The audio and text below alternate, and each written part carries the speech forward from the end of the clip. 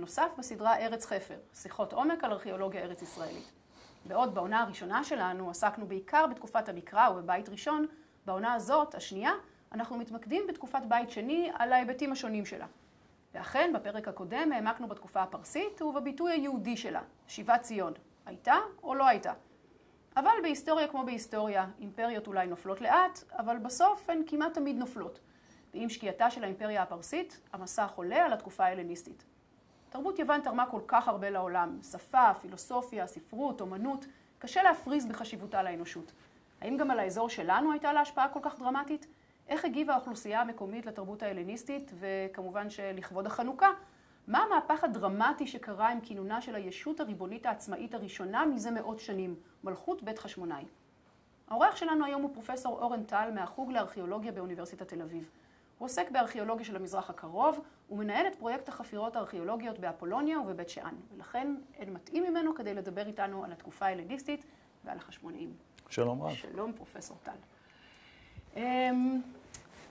תראה, אנחנו מסתכלים פה על מה שקרה פה, מה שנמצא פה במרחב, ואם אמרתי בעונה הראשונה דיברנו על תקופת המקרא ובית ראשון, אז שם היה מאוד ברור שיש פה שתי ממלכות, הייתה ממלכת ישראל, הייתה ממלכת יהודה, אבל קרתה פה איזושהי דרמה, היה פה חורבן והקלפים נטרפו.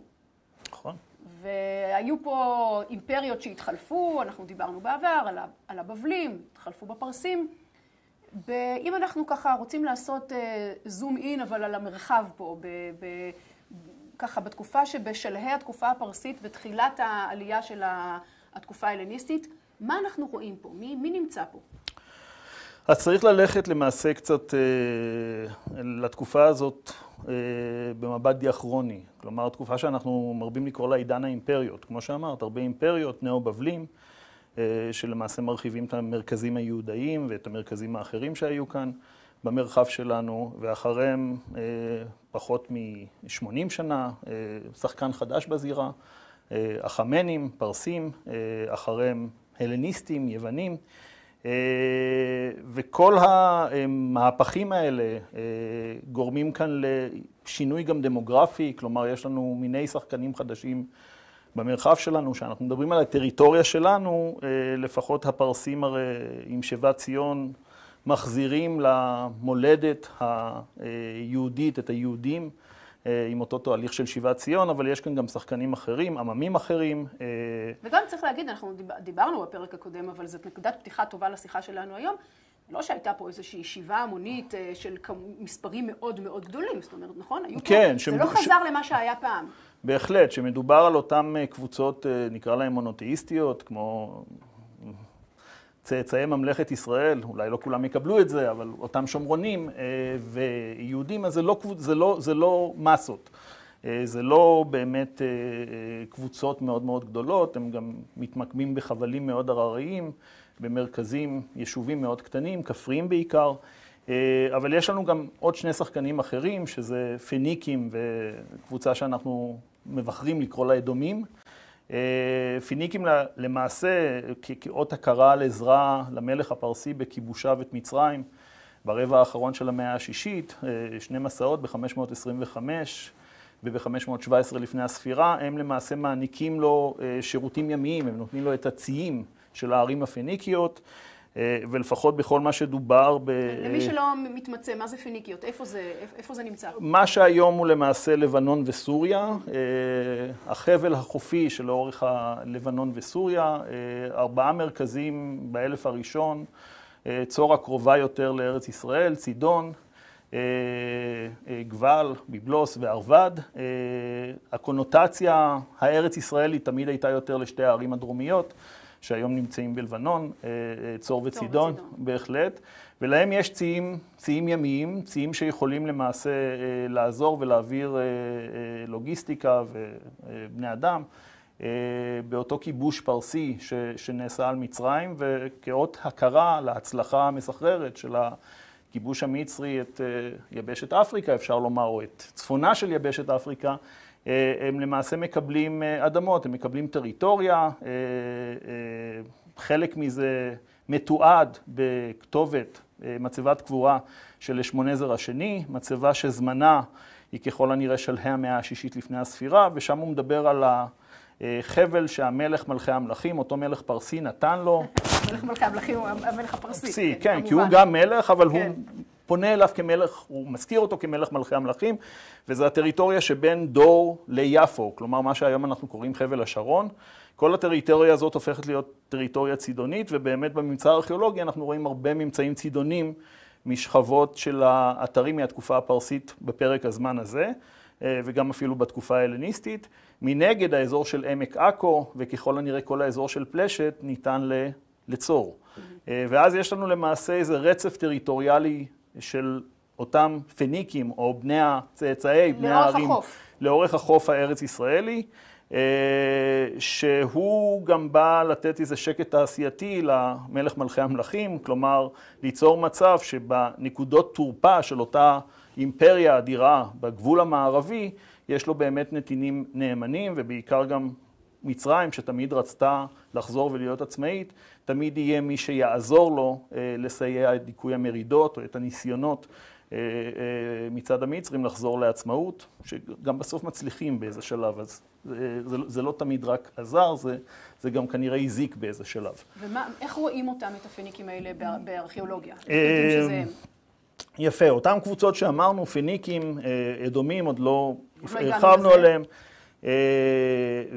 יהודים, שומרונים, למרבה המזל בתקופה הפרסית יש לנו שימוש באמצעי תשלום חדש, וזה מטבעות, ואותם עממים או קבוצות אוכלוסין הושפעו מהבון טון העולמי, ולפחות בחלק השני של התקופה הפרסית מצאו לנכון וקיבלו כנראה גם אישור מהכתר הפרסי לתבוע מטבעות, והמטבעות האלה הם מטבעות שאנחנו יכולים לכנות אותם כמעין מטבעות פרובינציאליים, כלומר הם בתחום המדינה של כל ישות וישות. זה מטבע מקומית. זה מטבע מקומית שאם הוא נמצא, אם מטבע יהודאי נמצא באזור שומרוני, זה לא אומר שבהכרח הוא יהיה מקובל לשימוש, בגלל שאנחנו מדברים על מטבעות כסף, אז תמיד הכסף, הערך של הכסף זה מה שידבר. אז אין בעיה גם להשתמש בו לפי הערך של הכסף, אבל המטבעות האלה הם מטבעות שהם לא רק מגדירים לנו איזה משהו כלכלי, הם מגדירים לנו גם משהו תרבותי וחברתי. יש עליהם מוטיבים, המוטיבים האלה הרבה פעמים הם מוטיבים, או העדות היחידה לאיקונוגרפיה שנהגה באותה תקופה פרסית. למעט מטבעות יש לנו גם כלי חרס שהם יותר אופייניים לאזור ההר או לאזור החוף או לאזורים אחרים. יש לנו צלמיות שהיו מאוד מקובלות בקרב הפיניקים והאדומים, כמעט נעדרו לחלוטין בקרב היהודים והשומרונים בגלל הדיבר השני. אז יש לנו כל מיני סממנים תרבותיים שאנחנו יכולים, או חומריים שאנחנו יכולים לזהות, אבל לא צריך לשכוח שאנחנו מדברים על ישויות גיאוגרפיות, כלומר אנחנו פחות או יותר יודעים איפה כל אחד ישבה, כך שאם אנחנו חופרים אתר מהתקופה הפרסית בחבל יהודה הררי, סביר להניח שהוא מייצג יושבים יהודים, ווייס ורסה, אם זה פיניקיה, אם זה אדום. אני רק אומרת שהממצאים הם מאשרים את ההנחות האלה, זאת אומרת, זה באמת מה שאתם מוצאים שם. נכון, ולא צריך גם לשכוח עוד דבר, מקומו של הכתב. כל ישות כזאת בדרך כלל מנחסת לעצמה כתב, שהוא סך הכל מאותה משפחה של הישות האחרת, הוא כתב שמי מערבי, אבל הכתב הפיניקי הוא עם אותיות קצת שונות, מהכתב הארמי שהיה יותר מקובל בקרב השומרונים והאדומים, או מהכתב היהודאי, שהיה מקובל כמובן בקרב היהודים. אוקיי, אז דיברנו על הפיניקים, זאת קבוצה אחת שיש כאן שהיא יחסית חדשה והגיעה לאזור. הזכרת את האדומים. מי האדומים? מי האדומים זה ויכוח מאוד מורכב, מאיפה הם צצים, האם הם באמת אדומים, האם הם באמת הצאצאים של אותם אדומים שאנחנו מכירים מהספרות המקראית. ואם נניח לרגע שכן, לפחות חלק ניכר מהם הוא אכן זה, ולא איזה שחקן חדש, איזה שבט ערבי חדש שבא מחצי האי ערב, אז אנחנו בכל מקרה מבינים שהיה כאן איזה חלל יישובי שלא בכדי, כלומר האנשים שהתגוררו קרוב אליו מצאו לנכון להשתלט עליו בגלל אותו עניין של בעלות על קרקע שבעולם העתיק תמיד ניתנה רק לבן הבכור, ואם יש הזדמנות, כלומר להרחיב את היכולת הכלכלית שלך באמצעות השתלטות על נחלות ובאישור השלטון, אז אין סיבה שזה לא יהיה, וסביר מאוד להניח. החוק המקראי יצא מצוקת דיור. הייתה מצוקת דיור, ואותם אדומים היו שחקן מאוד משמעותי בעיני השלטון הפרסי, כי הם למעשה אזור חיץ בין אותה ארץ נושבת למדבר שאחריו בא מצרים. מצרים בכל זאת זה אימפריה בתודעה.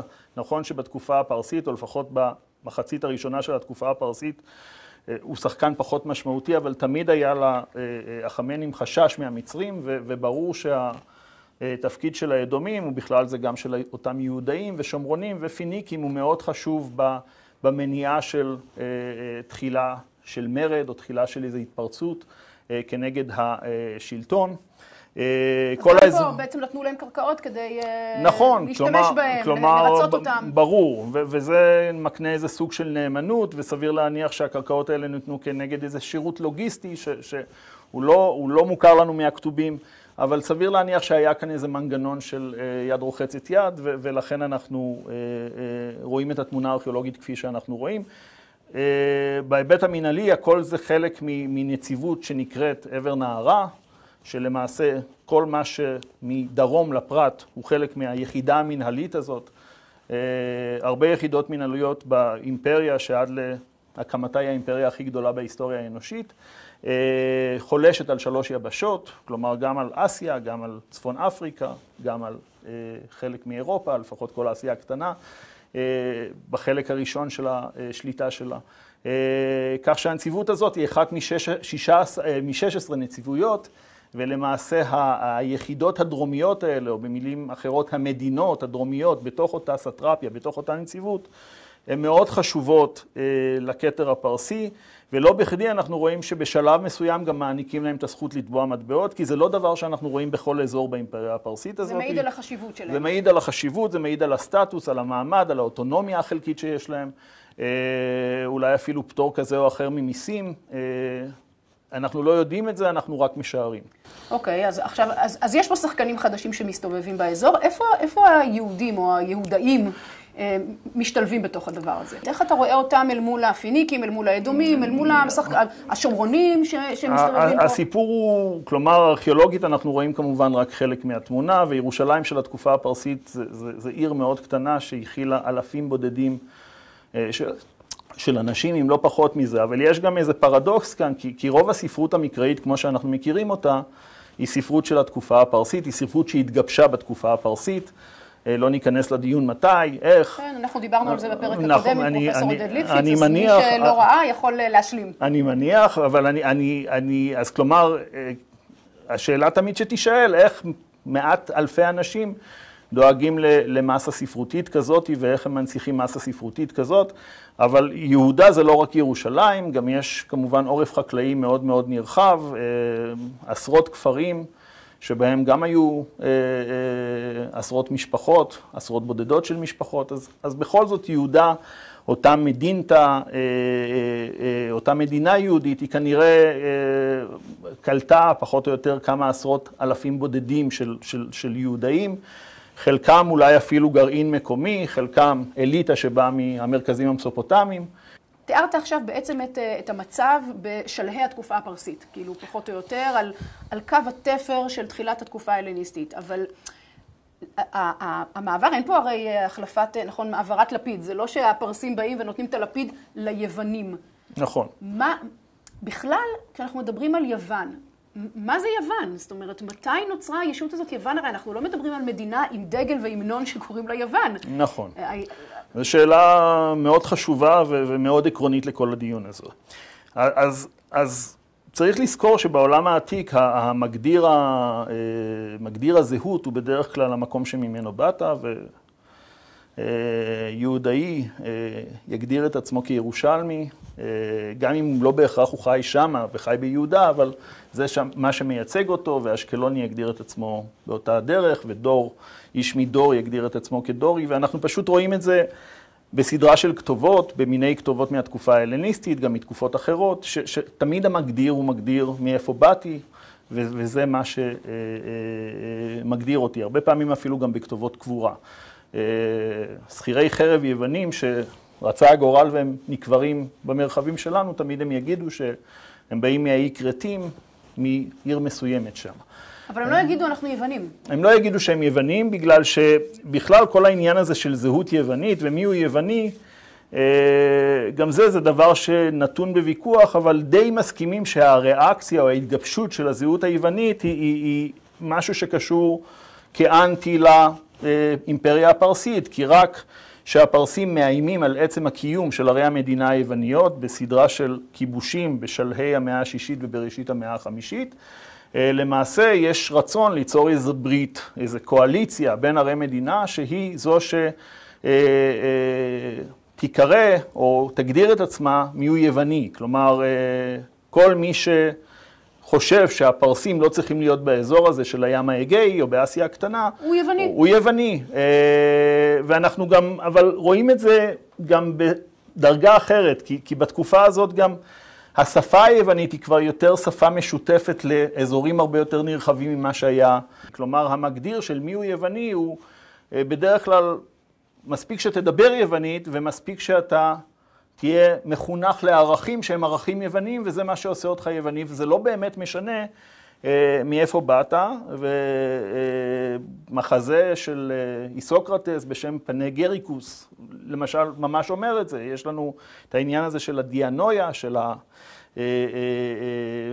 החשיבה משותפת, ויש לנו את הפיידיה, החינוך הזה לערכים משותפים, וזה מה שמגדיר אותנו. אז זה לא רק האיום של הפרסים, זאת אומרת, יש שם איזשהו מכנה משותף, תרבותי, חינוכי, פילוסופי, שפתי. נכון, אבל בהרבה מובנים, הזרז הגדול שלו זה הפרסים, כי מתי אנחנו רוצים להגדיר את עצמנו כחלק ממשהו? ברגע שיש עלינו איום. ולכן יש כאן את הריאקציה הזאת, ולא בכדי, אולי הנציג הכי גדול של היוונות הזאת הוא בכלל לא יווני. אלכסנדר מוקדון הוא לא יווני.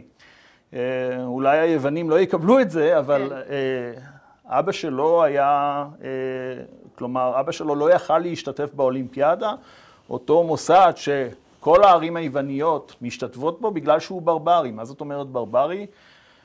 המילים שהוא מוציא מהפה נשמעות כמו בר בר בר. כלומר, הוא לא מדבר יוונית, ואם הוא לא מדבר יוונית, אז הוא לא יווני. אבל דור מאוחר יותר, שאלכסנדר כבר מתחנך על הערכים היווניים, אז הוא יווני לכל דבר. הוא הסמל, הוא בעצם המכונן הגדול של התרבות ההלניסטית. יפה, של האימפריה ההלניסטית.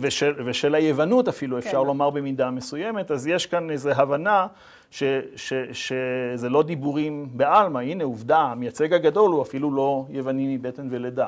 הוא משהו שבא מאזורים שהיוונים לפחות של התקופה הקלאסית לא רואים אותם כחלק מאותה מפה מנטלית יוונית של מה זה יוון. האזור של צפון יוון, מקדוניה, הוא לא חלק מהמפה המנטלית הזאת התודעתית של מהו יוון. מה זה יוון מבחינה גיאוגרפית. עכשיו, בגדול, המרחב שלנו בוודאי ובוודאי שלא נחשב נכון. חלק מהמרחב התודעתי הגיאוגרפי של מה נחשב יוון, ובכל זאת הם הגיעו לכאן, ובמידה רבה זאת בעצם האימפריה המערבית הראשונה שמגיעה לכאן. נכון. עד עכשיו זה אימפריות בעיקר מהמזרח, כן, מהמזרח. שבמובנים מסוימים גם, כלומר, באו עם ערכים שהיו מוכרים, כי הרבה דברים שצמחו במזרח, הרבה מהפילוסופיה המזרחית, חוקי חמורבי, המקרא שלנו, זה חלק מאיזה מסה שהיא הרבה מקובלת בין עממי המזרח, המזרח הקרוב לפחות. ומהמערב באים ערכים חדשים, ערכים אחרים. כלומר, הקונספט הזה של אזרחים שווי זכויות, הפוליס היוונית, הדמוקרטיה היוונית, זה לא דבר שהיה מקובל במזרח. זה דבר שבא מהמערב, כולם שווים בעיני כולם, לא בדיוק, אבל בערך. כן, חוץ ממי שלא. בדיוק, אבל לפחות ברמה התודעתית, נקרא לזה ככה. אז בעצם יש פה סיפור לא רק של כיבוש של אזורים וכולי, אלא גם של התנגשות ציוויליזציות, של התנגשות של ציוויליזציה מזרחית מול ציוויליזציה מערבית. כן, אבל כאן גם צריך להסתכל על הדברים בצורה קצת אחרת. לפחות שאותי לימדו לפני הרבה שנים, אז תמיד היה את הרעיון הזה שאלכסנדר מוקדון הוא איזה דמות שהיה לו חזון שכולם ידברו אותה שפה ואותו חינוך וכולם יהיו אזרחים שווים.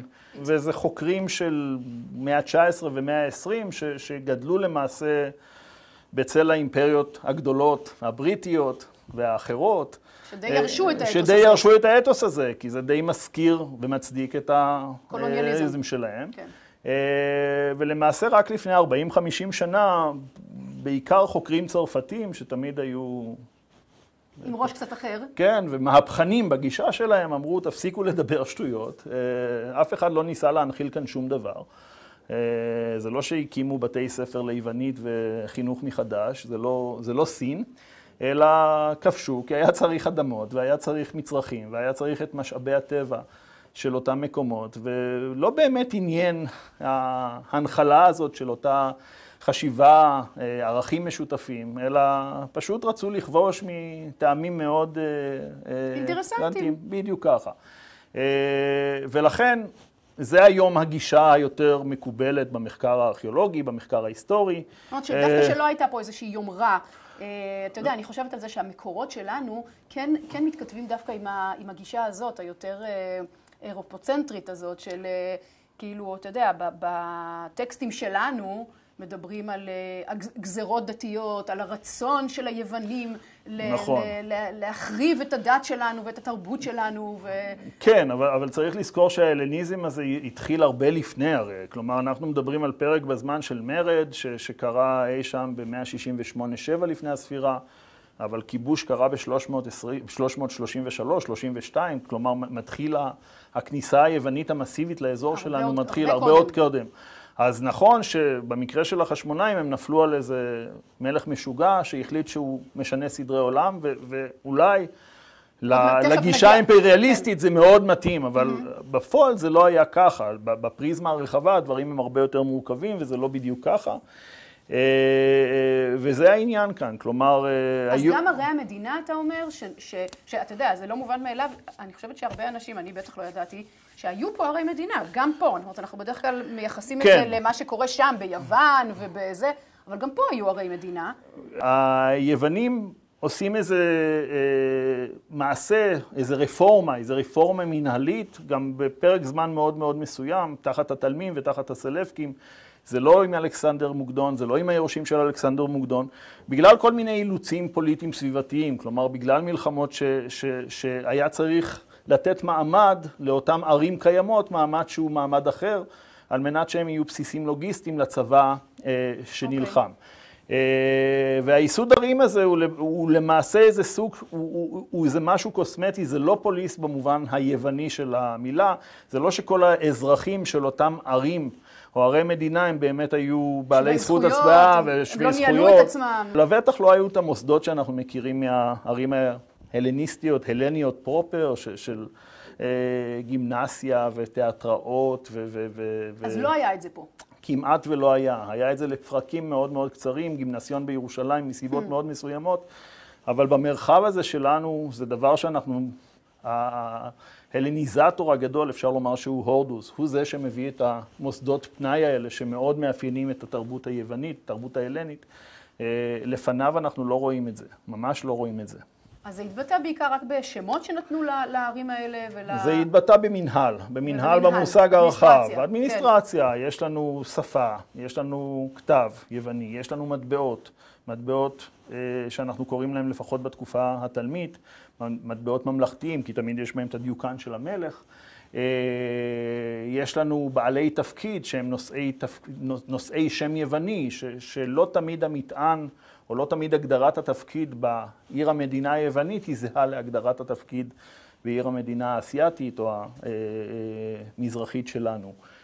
אז זה בגדול מה שיש לנו בתקופות האלה. כלומר, היוונות היא בעיקר מוטמעת באדמיניסטרציה המקומית, ולא בכדי, כי האדמיניסטרציה המקומית היא של השלטון, היא יוונית, גם אם זה לא יוונים פרופר בעלי התפקיד. אז זה בדיוק, אנחנו מגיעים עכשיו לזה, בעיניי לשאלה העיקרית, וזה פתחנו אפילו עם הסיפור הזה של הלניזם, של התרבות היוונית, ואתה יודע, זה אצלנו כאילו, אני חושבת הרבה בגלל חנוכה, והביטוי הזה התייוונות וכל הדבר הזה, יש לזה איזה מטען, אבל אני רוצה לשאול, האם זה באמת קרה? זאת אומרת, איך האוכלוסייה המקומית פה, האם היא באמת ספגה את כל המטען התרבותי הזה? האם באמת היה תהליך של הלניזם, לא במובן של האדמיניסטרציה ושל הניהול של האימפריה והאיסוף מיסים וכל זה, אלא במובן באמת התרבותי העמוק של השפה ושל התרבות ושל הספרות ושל הזה וזה וזה,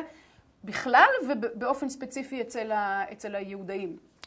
כן, אז שוב, צריך רק להתחיל באיזה סוג של סקירה קצרה. שאלכסנדר מגיע לכאן, הוא כובש את האזורים האלה כמעט ממש בלי התנגדות יתרה. על איזה שנה אנחנו מדברים? 332, אחרי קרב איסוס, הוא למעשה כבר אין לו מה שהתנגד מבחינת הכתר הפרסי, כדי שהוא יגיע ללבנט, אפשר לומר את זה ככה.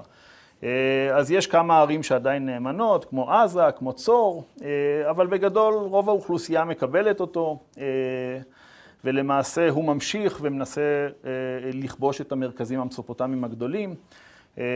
מוצא את מותו ב-323, ועם מותו כמובן הקלפים משתנים, הגנרלים, אותם אסטרטגוי, אותם מפקדים שהיו מחבריו הראשונים, הם אלה שלמעשה רבים ביניהם, בין אלה שרוצים להמשיך את הקו האלכסנדר מקדוני של מין אימפריה אחת, תחת שליט אחד, לבין תלמי. שרוצים לחלק את השלל בין כולם. בין גישה בדלנית שאומרת כל אחד שיקח את הנתח שלו וככה נצליח, everybody will be happy, כן? והכל באמת יש כאן איזו קלחת מאוד גדולה שאנחנו מכירים אותה בעיקר היסטורית, כי ארכיאולוגית אנחנו כמעט לא רואים את זה. אנחנו שומעים על הרבה מאבקים באזורים שלנו, אנחנו מצפים למצוא הרבה שכבות חורבן בשלהי המאה הרביעית, באותה תקופה של מלחמות היורשים בערי חוף, אבל החפירות שנוהלו בהם לא בדיוק מצאו, למעט אולי מקרה בודד, באמת את החורבנות האלה. ומה שבפועל אנחנו רואים שאי שם בסוף המאה הרביעית, בשנת 301, מתבסס באזור שלנו, שלטון תלמי למשך 100 שנה, פחות או יותר. השלטון הזה הוא למעשה מייסד שושלת מלכותית, שושלת תלמית, שדי מאמצת את המודל המצרי, שהמלך נושא את אחותו, ולמעשה הילדים שלהם הם היורשים שלהם. אז כלומר, אם לרגע חשבנו על יוונות ואלניזציה, אז לא, זה ממש מקומי. נשאר מאוד מקומי. כלומר, יש השפעה הרבה יותר מצרית על השלטון החדש מאשר על מאשר הפוך. מאשר הפוך. אבל נקרא לזה האימפריה היריבה, אימפריה ששוב שושלת אחרת, גנרל אחר, סלאוקוס. למעשה סלאוקוס יש לו ראייה שהלבנט, הגשר הזה, היבשתי למצרים, זה חלק מהאימפריה המסופוטמית. ובמשך כל המאה השלישית הוא וצאצאיו מנסים למעשה לכבוש או להחזיר לעצמם את כל הטריטוריה הזאת, ולמעשה פורצות סדרה של מלחמות סוריות, לא ניכנס לתאריכים, אבל מדי 20 שנה יש לנו מלחמה שאורכת כמה שנים. שזה בעצם המלחמה בדיוק על השטח שלנו. היא על השטח שלנו, היא לא תמיד נערכת בשטחים שלנו, אבל האחרונה, או החמישית לפחות, לא האחרונה, מכריעה את הקערה, הופכת את הקערה, ובשנת 201, אחרי קרב בניאס, פניאס, אצלנו בצפון, מפלי בניאס, באזור הזה, קרב שלמעשה מצליח לדחוק את התלמים מאותה טריטוריה שאנחנו קוראים לה פיניקה, סיריה קייפיניקה, הטריטוריה הפיניקית, לפחות ככה במקורות היווניים, ולמעשה יש לנו כאן ב-201 כבר שלטון סלפקי. שמה זה אומר? מה המשמעות של זה? מה אכפת לנו? איזה יוונים שולטים עלינו? כבר ניגע במשמעות, כי בגדול, מבחינה מנהלית, לפחות מכל מה שאנחנו מצליחים להבין, אלכסנדר מוקדון, שכבש את האזור ב-332, 331, הוא לא באמת יווני בתודעה הפרגמטית שלו. הרבה מההיסטוריוגרפים רואים בו כראשון, לא כראשון המלכים היווניים, אלא כאחרון המלכים הפרסיים, כי בהרבה מובנים מבחינת החזון ההלניסטי הזה הוא לא מביא שום דבר חדש מבחינת המנהל, או אדרבה, הוא אומר צריך כאן ליצור משהו שצריך משהו חדש, ארץ חדשה, חלק מהמפקדים שלו נדרשים לשאת נשים מקומיות בכל מיני אזורים כדי לקנות נאמנות של השבטים והעממים המקומיים. ולמעשה התקופה ההלניסטית פרופר מתחילה כאן עם הממלכות האלה, הממלכה או האימפריות האלה, כי הן גם לא בדיוק קטנות, האימפריה התלמית, האימפריה הסלפקית. והסלפקים עד המלחמה והתלמים עד המלחמה הסורית השנייה בכלל לא רואים לנכון לשנות כאן שום דבר במנהל. אותו תלמי שני שהוא מלך חריג מבחינת שנות השלטון שלו, 44 שנות שלטון, הוא זה שמחליט ב-261, 260, לפני פרוץ המלחמות הסוריות השניות, לשנות, לעשות כאן איזו רפורמה בכל האזור שלנו, שהיה אזור די רגוע, די המשיך להתקיים, די בדומה למה שקרה בתקופה הפרסית, והוא מייסד ערים מחדש, כלומר 3 מרכזים חשובים על הים התיכון, במרחקים שווים פחות או יותר, עזה, יפו ועכו, לכל אחד הוא נותן שם בנופח יווני, את עכו בכלל כנמל מאוד חשוב, הוא קורא על שם השושלת, טולמייס, יפו מקבלת איזה צביון מהיפו, יופי, שזה שם שמי, יופה, שזה יישמע יותר יווני, ועזה נשארת עזה, ולמעשה אנחנו רואים מטבעות של הערים האלה. הערים האלה נהפכות לרשויות תביעה. רשויות תביעה שתובעות מטבעות זהב, מטבעות כסף, מטבעות ברונזה, והם למעשה נותנים את ה-cash flow, את המזומנים לצבא. ולמעשה הערים האלה יש להם איזה מעמד אחר, מעמד נפרד, מעמד של פוליס מקומית. ובמקומות אחרים אנחנו גם רואים איזו תופעה מאוד מעניינת, קצת בפנים הארץ. אני חופר בבית שאן באיזה אתר שהוא גם ייסוד של אותו תלמי השני בשנתו ה-25. אנחנו יודעים את זה על סמך כלי חרס, על סמך כלי חרס מאוד ספציפיים, אמפורות שבאות מהעיר רודוס, שיש עליהם חותמות. על החותמות האלה יש שם של יצרן ושם של ארכון. אפונים, האפונים הזה ברודוס התחלף פחות או יותר כל שנה. יש לנו את הרשימות של האפונימים, אז אנחנו יודעים לפי כמות הידיות ולפי הידית הכי קדומה, מתי ההתיישבות התחילה באתר. אז אנחנו רואים את התופעה הזאת בסדרה של אתרים במרחב. היסודים החדשים האלה זה סוכני התרבות של ההלניזם, כי מי שישב בערים החדשות האלה, זה לא רק האוכלוסייה המקומית מהכפרים שהיו מסביב, אלא זה בדרך כלל וטרנים שנלחמו במלחמות הסוריות הראשונות, השניות ובמלחמות אחרות, והם למעשה זכו לאיזה סוג של דורון, לסוג של מתנה בסוף השירות שלהם את המלך, וזה גם בית ובית מגורים ונחלה באותו ייסוד הלניסטי, ומן הסתם גם איזה קרקע שהם יכלו לאבד.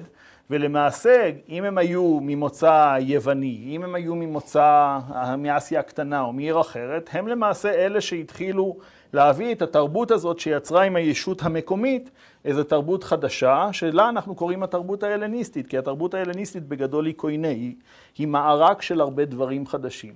ולכן לערים האלה יש תפקיד מאוד חשוב בייצוג הזה של ההלניזם המקומי, כי אותם וטרנים, אותם אנשים הם אלה למעשה באו עם המטען השונה, כלומר זה לא אנשים שהיו כאן קודם, הם אלה שמפיצים את השפה, הם אלה שמפיצים את הכתב, הם אלה שבזכותם אנשים מקומיים גם יודעים לדבר יוונית ולהבין יוונית, וככה למעשה יש לנו כאן את הדינמיקה הזאת שיוצרת את התקופה החדשה הזאת. אוקיי, עכשיו אם אני מדברת על האוכלוסייה היהודית בתקופה הזאת, אני מבינה ממך שהם פחות ישבו במקומות האלה. כן, אבל האוכלוסייה היהודית, כלומר, נתפסה תמיד כדבר, ככל הנראה בעיניים שלטוניות, תמיד כדבר שיש בו פוטנציאל למשהו, כי לא בכדי תמיד יש באוכלוסייה היהודית איזה חיל מצב. כלומר, תחת התלמים, במאה השלישית, אנחנו יודעים שהייתה מצודה מאוד גדולה, שישב שם חיל מצב תלמי, ותחת הסלפקים יש לנו את החקרא. עכשיו, זה לא איזה מצודה כמו שאנחנו מדמיינים לעצמנו, איזה מצודה של כמה סוגרים, ושאנחנו רואים באתרים ארכיאולוגיים. שמדובר על בריס, על חקרא, צריך לדמיין ברוחנו משהו הרבה יותר גדול. זה למעשה רוב השלם, רוב המנהלה, שהוא בדרך כלל גם באזור הכי גבוה בעיר, איזה אקרופוליס, בתוך האקרופוליס, רוב השלם שיושבים בו פקידי מנהל, שהם לא חלק מהאוכלוסייה היוונית, חלק מהאוכלוסייה המקומית, אלא הם למעשה נציגי השלטון. כן. וברור שהם לא רק יושבים ולא עושים כלום כל היום, יש דינמיקה בין הקבוצות, ויש השפעה, ורואים איך הם מתנהגים, ורואים איך הם נלחמים, ורואים איך הם אוכלים, ורואים איך הם שותים. ורואים את כל הדברים האלה, והדברים האלה מחלחלים לחברה המקומית. אבל גם לחברה היהודית? זה חלחל? גם לחברה היהודית. הם ישבו גם בתוך אוכלוסייה יהודית? כן, אז החקרא, יש שם רוב השלם של שכירי חרב, מכל מיני מוצאות מהמרחבים של סוריה, אסיה הקטנה, העולם האגאי. הם למעשה יושבים בקרב היהודים, הם למעשה נציגי השלטון, הם מביאים איזה פרוספריטי, איזה סוג של קדמה, שלא בכדי אנחנו בראשית המאה השנייה עם ההתגבשות של השלטון הסלפקי. יש לנו שחקן חדש שב-201 או ליתר דיוק ב-198 הוא כבר למעשה נכנס כאן במלוא עוצמתו ובמלוא הדרו, והוא מחלק מחדש כל מיני אזורים, הוא נותן נחלות לכל מיני חיילים שלו, הוא דורש כל מיני מיסים חדשים בהמשך, יש לנו מלכים שכל אחד בא בגישה אחרת כלפי האזור הזה. אבל אין עיסוק יותר מדי משמעותי ודרמטי עם היהודים. זאת אומרת, לא, אין פה איזשהו... הם חלק מאותו מכלול, אבל אני שוב אומר, לא בכדי, בירושלים יש לנו חקרא, שאנחנו למשל מרשע, שזה בירה אדומית, אנחנו כן רואים גם איזה סוג, ככל הנראה, עד כמה אם הפרשנות של החופרים הייתה נכונה לפני 120 שנה, אז ככל הנראה אנחנו רואים גם איזה מצודת עיר, איזה נוכחות של חיל מצב.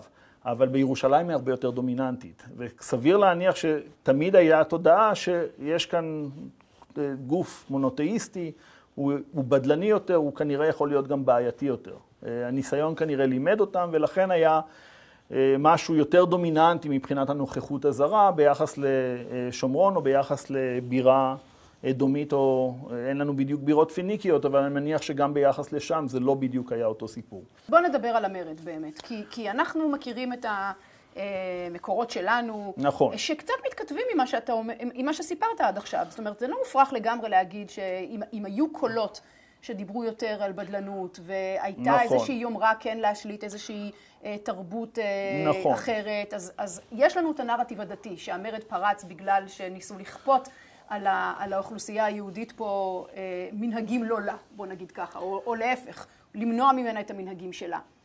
אבל יש גם נרטיבים אחרים. כן, בשנים האחרונות היה תגלית די מרעישה שנקראת כתובת הליודורוס.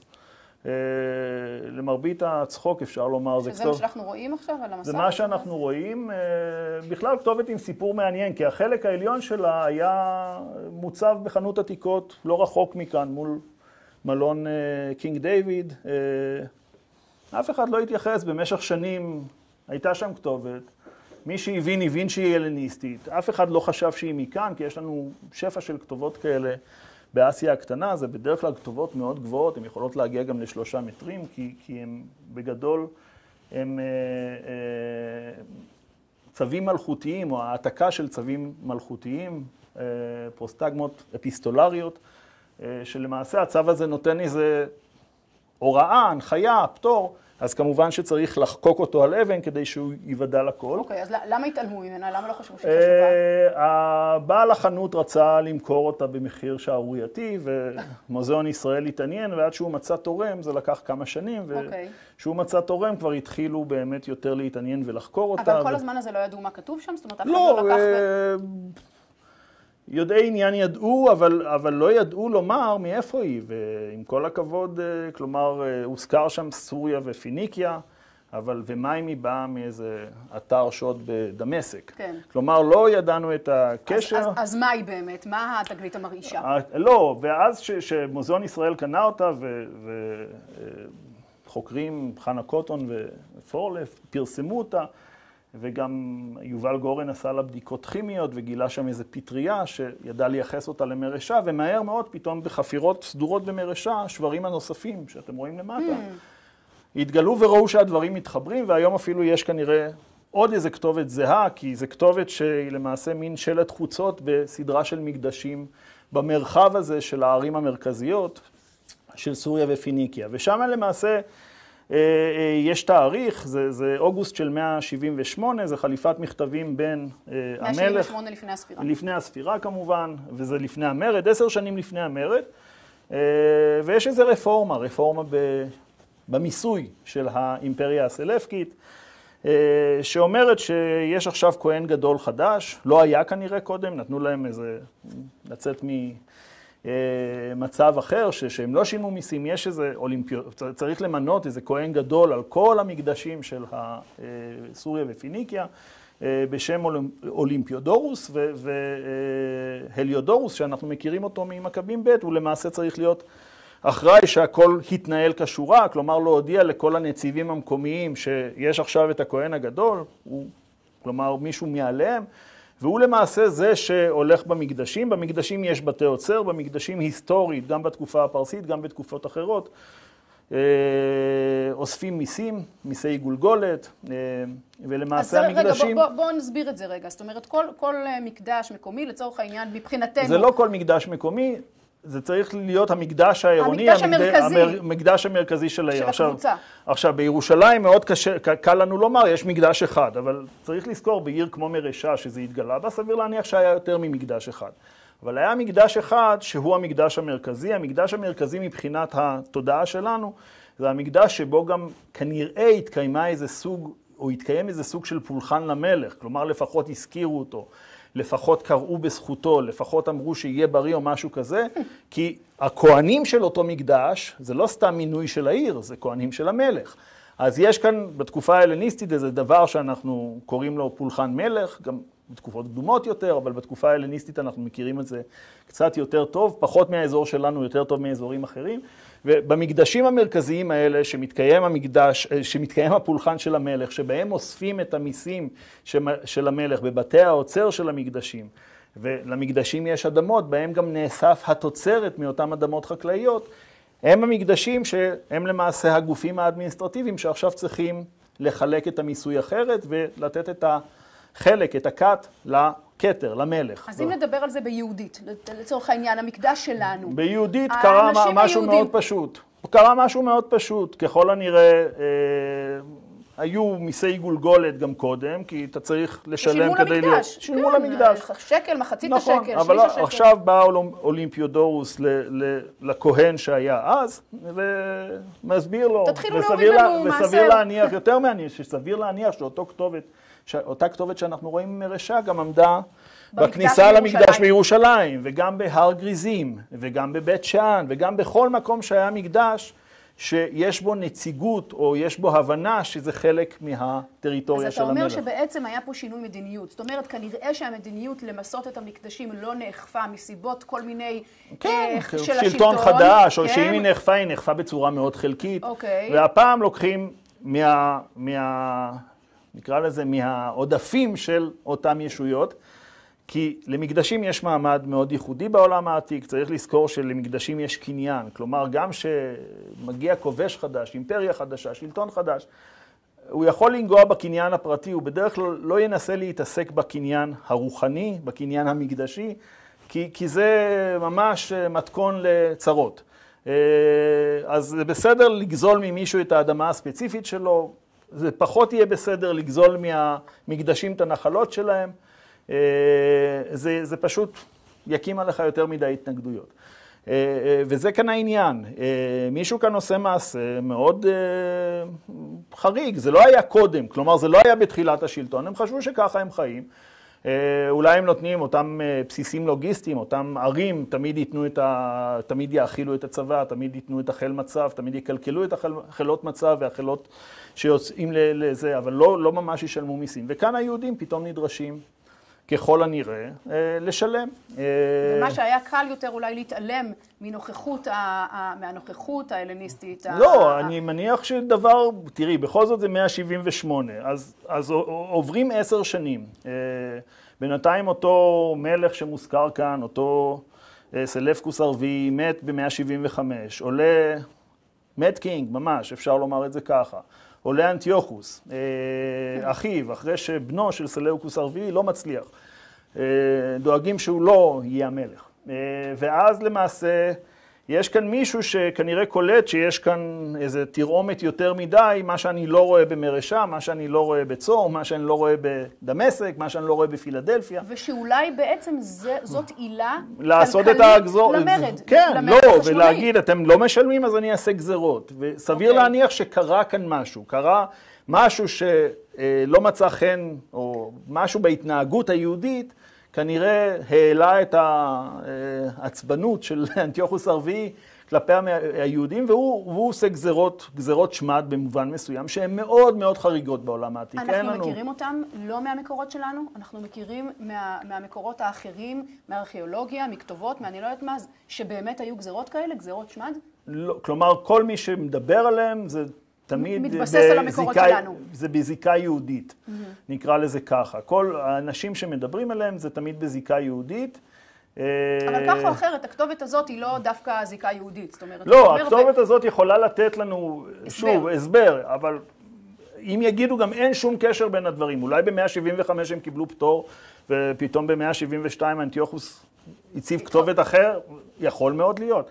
אבל הכתובת הזאת, זה עושה רושם שהיא נותנת לנו איזה נדבך נוסף לכל התופעה הזאת, ועל הרקע שלה גם צריך לזכור את כל הסיעתיות הזאת בירושלים, ששוב, יש את הצד הזה שרוצה להתחבר לשלטון ורואה בשלטון משהו לגיטימי, בשלטון הזר, ויש את הצד הזה שאומר בשום פנים ואופן לא, עד כאן.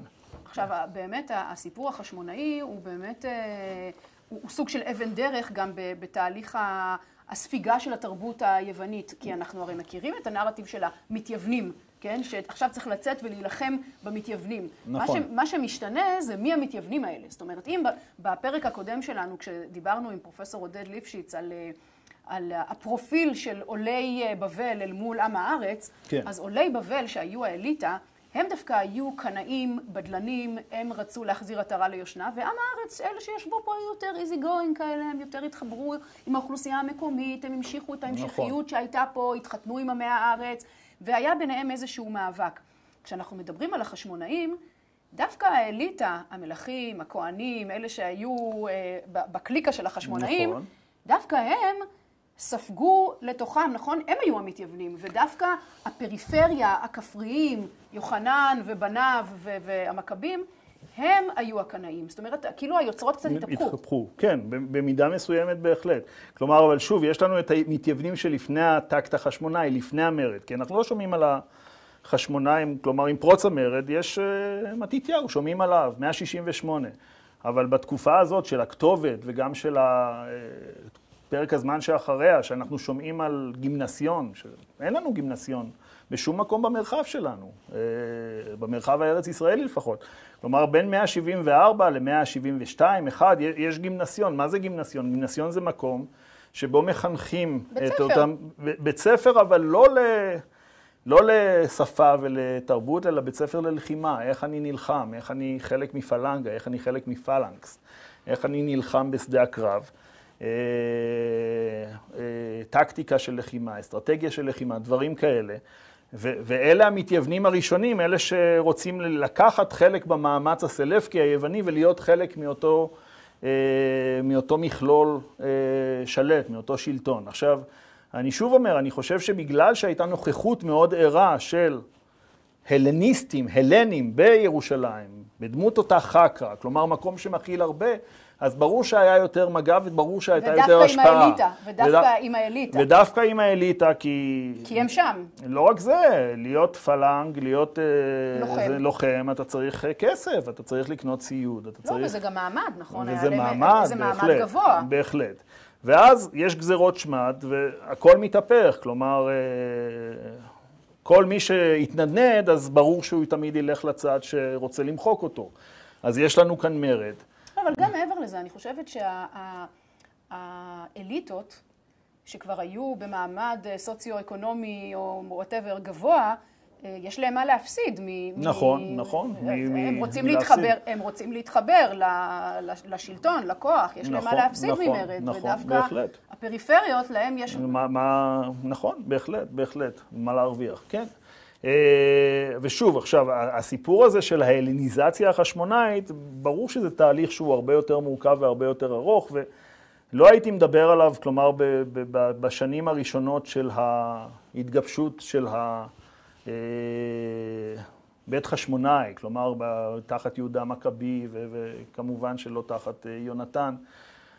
ברגע שיש מדינה חשמונאית, ברגע שזו מדינה שמכריזים עליה, שיש לה גם מטבע משלה, שיש לה מוסדות שלטון משלה, שיש נשיא, חבר היהודים, כהן גדול, מאוחר יותר מלך, אז ברור שהם מרגישים הרבה יותר בטוחים, וברור שהאליטות כאן הן כבר לא מאוימות על הזהות שלהם, אז ברור שהן גם יכולות לאמץ דברים אחרים. למרות שבתחילת הדרך הן כן היו בדלניות, והם רצו... נכון. כל המדינה החשמונאית קמה מתוך רצון לעצמאות, לא רק מדינית, גם תרבותית, דתית, נכון. לאומנית אפילו הייתי, לאומית, אין לא הייתה מילה לאומנית. לא. לאומית, היה שם יומרה לבדלנות לאומית.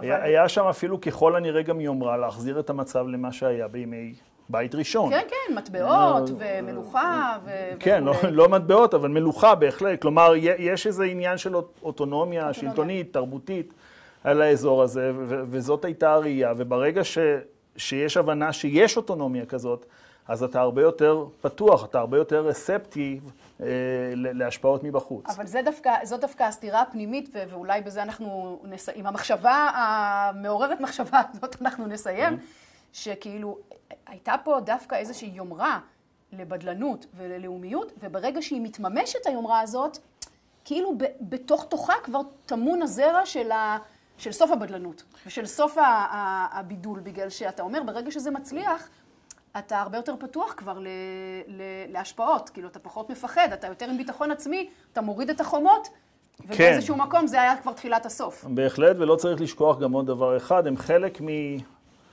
אפשר אפילו להקדים את המושג הזה של גויטן, של חברה ים תיכונית. הם חלק מחברה ים תיכונית, ולחברה הים תיכונית הזאת יש שפה די משותפת, שפה קוסמופוליטית, וצריך לדבר בסמלים מסוימים, בצורה מסוימת, בשמות מסוימים, בסממני שלטון מסוימים.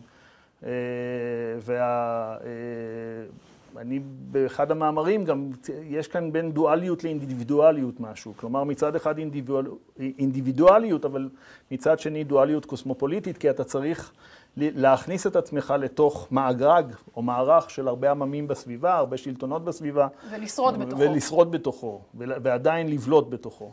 אז אולי יש בזה מעין הסבר, איזה היגיון כזה. כן, אז אני חושבת שהאקטואליזציה הזאת, אנחנו לא נגיד אותה במפורש, אבל יש הרבה מה ללמוד גם מהבחינות האקטואליות, על הרצון הזה לבידול, מול השתלבות, לפרטיקולריות, מול אוניברסליות. נכון. יש לנו מספיק מה לחשוב על זה ולהסתכל על החשמונאים מול האימפריה. איך אמר החכם באדם, אין חדש תחת השמש. אין חדש תחת השמש. תודה רבה, פרופסור אורן טל. בבקשה. תודה רבה גם לכל הצוות שעזר לכל הדבר הזה לקרות, ליאיר יעקב, הוגה הסדרה, לדוקטור חגי משגב, המלווה האקדמי שלנו, לאשרף קוואסמי על הסאונד, לאודי אלפסי על הצילום, ליהודה ספקטור על התאורה, לשיר שרוני על ההפקה. תודה רבה לכולם ותודה לכם. להתראות.